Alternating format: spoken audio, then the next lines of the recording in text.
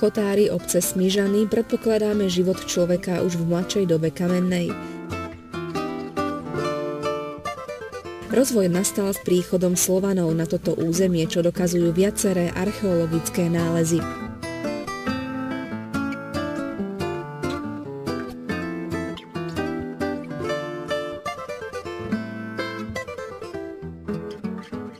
V kráľovskej listine Bela IV. Z roku 1254 sa Smižany prvýkrát spomínajú pod názvom Sumuk a Villa Canis i Villa Caniferorum, to znamená obec vodičov loveckých psov.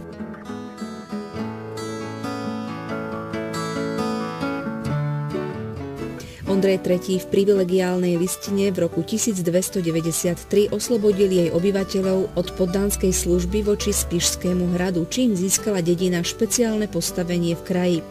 Okrem poľnohospodárstva a bežných remesiel sa v obci darilo železiarstvu, povozníctvu a uhliarstvu.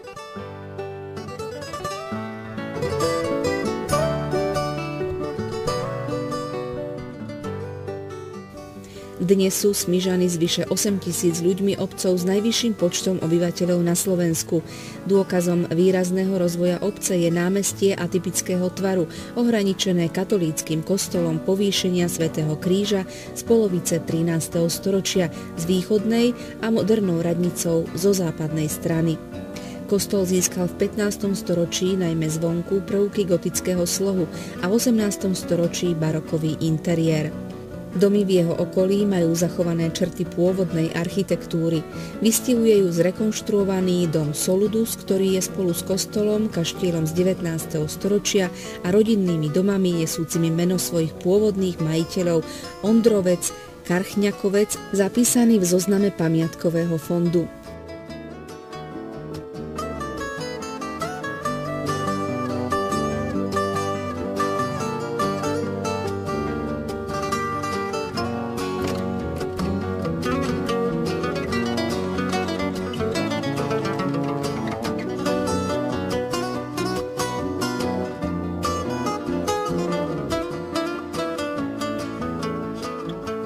Po stranách námestia sú vybudované polyfunkčné rodinné domy.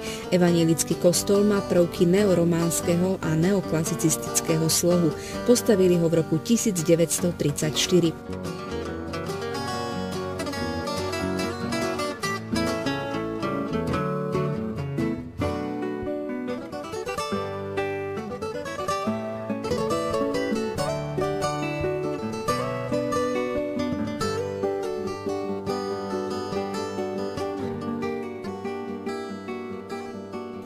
Od roku 1991 je v Smižanoch zriadené Národopisné múzeum. Stála expozícia prezentuje ľudovú kultúru stredného a dolného Spiša z konca 19. a začiatku 20. storočia so zameraním na textil, odevy a výrobu.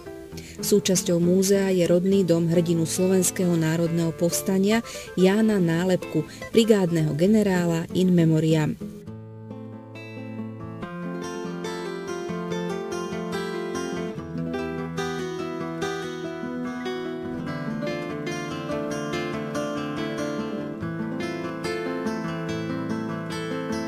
Folklórna skupina Smižančanka je nositeľom ľudových piesní a zvykov vyše 35 rokov.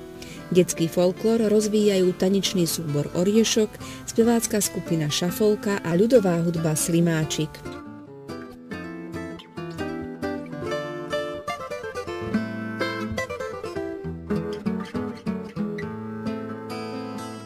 Obec ponúka široké možnosti ubytovania, stravovania i doplnkových služieb.